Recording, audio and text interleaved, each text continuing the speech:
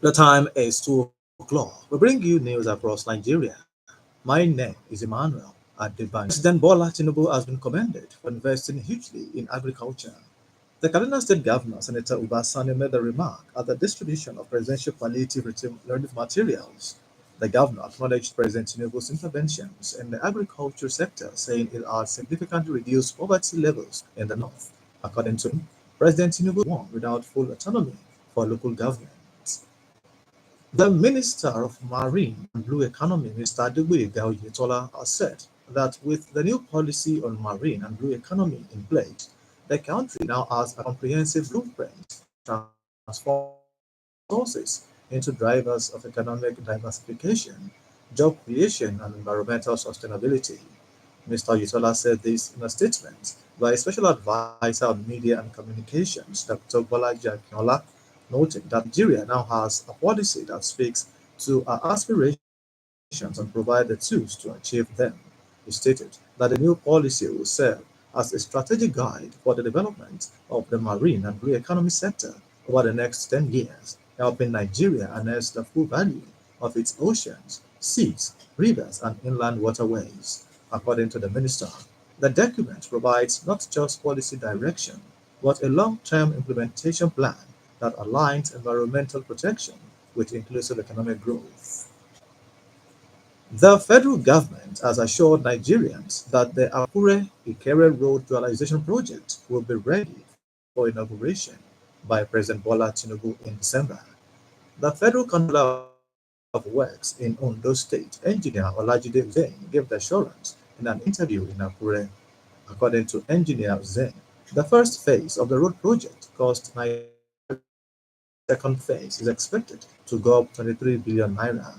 He said it was the policy of the ministry to projects in phases so that road users would have unhindered access to one lane while the contractor works on the second lane. Engineer Hussein praised the Minister of Works, Engineer Dave Umahi, for being resilient to ensure the project was delivered as scheduled. A call has gone to world leaders and stakeholders in the solid minerals industry to embrace global collaboration in driving a sustainable energy transition. The transportation and global prosperity hinges on the decisions made today. Dr. Alaki said these at the Organization for Economic Cooperation and Development Forum in Paris, France.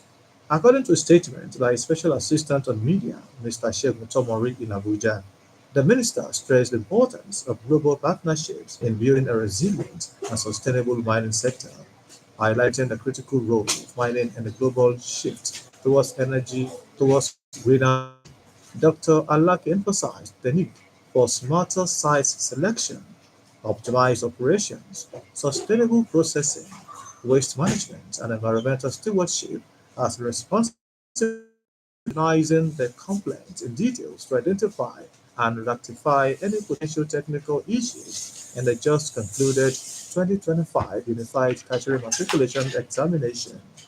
JAM said it has engaged a number of experts, including members from the Computer Professionals Association of Nigeria, chief external examiners who are heads of tertiary institutions, the Educational Assessment and Research Network in Africa, measurement experts, and vice chancellors from various institutions to assist in the process. The board public communications advisor, Mr. Fabian Benjamin, in a statement this Monday expressed concern about the unusual complaints originating from a few states within the federation. The statement added that the board is fast forwarding its annual system review, a comprehensive post-mortem of the examination process that is conducted each year, months after the exercise.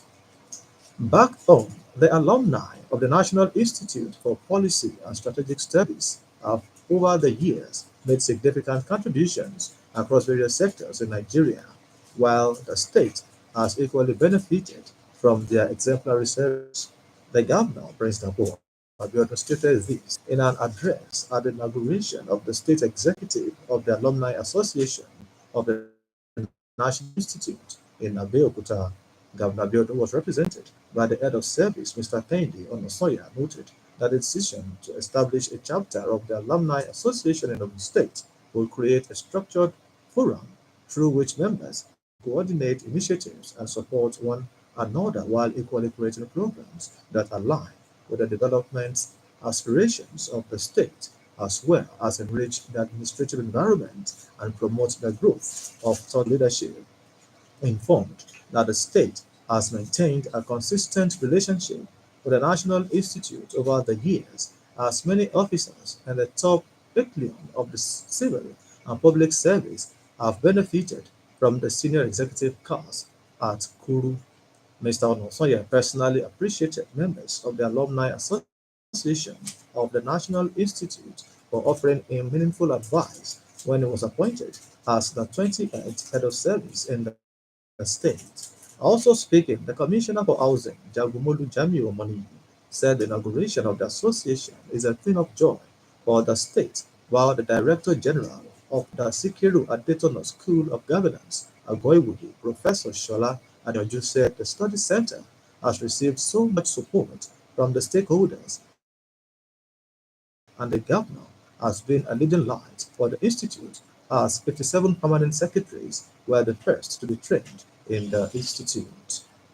Meanwhile, the Alumni Association of the National Institute would continue to play its advisory role to make meaningful recommendations on issues for global best practices. The national president of AANI, Ambassador Emmanuel Okafor, made the submission at the inauguration of the Ogun State Executive. He lauded former President Olusegun Obasanjo for his insightfulness in establishing the National Institute for Policy and Strategic Studies in 1970 chapter to be the beacon of proactive leadership, innovations, and service excellence. In separate remarks, the Lagos State chairman of the association, Mrs. Omolara Balogun, said the state expo should work with passion towards ensuring a better society, just as the chairman of the Ogun State Board of Permanent Secretaries, Mr. Fumilayo Dada, and the former head of service, Mr. Amos Otun, congratulated the Ogun State chapter, wishing the members the best. In an acceptance speech, the chairman of AANI in the state, Elder Shola Adeyemi, said the state is committed to establishing a state chapter, noting that with an alumni body, the institute would rally support to galvanize future developments even in their old age. Speaking on behalf of other alumni, the Omola of Imala, Oba Moses Olabode, expressed delight over the inauguration as he donated land for the chapter in his domain. Other members of the executive include the Vice Chairman, Pastor Uyi Oshunki, Assistant Secretary Comrade Abdul Rafiu Adeniji, Mr. Ezekiel Saka, and Mrs. Laraba Shoda Aspas.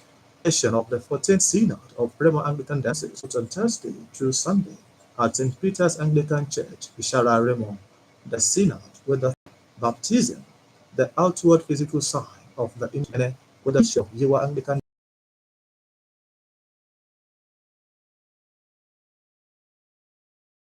The Bishop of the Anglican Diocese of Lagos Mainland will deliver closing sermon with the Ogun State Governor, Prince Dapo Abiodun, as special guest of honor.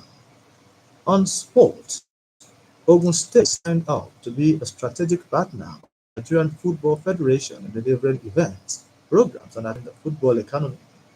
This pact was sealed in Abeokuta on Sunday after the president of the NFF, Alhaji Ibrahim Musa Gusau, and the delegation paid a courtesy visit to the governor, Prince Dapo Abiodun.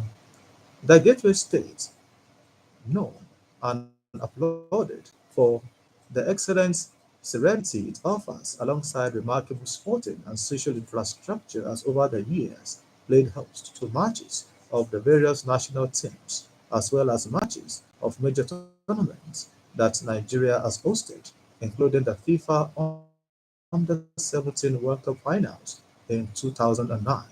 Meanwhile, the Nigeria will stage in September this year.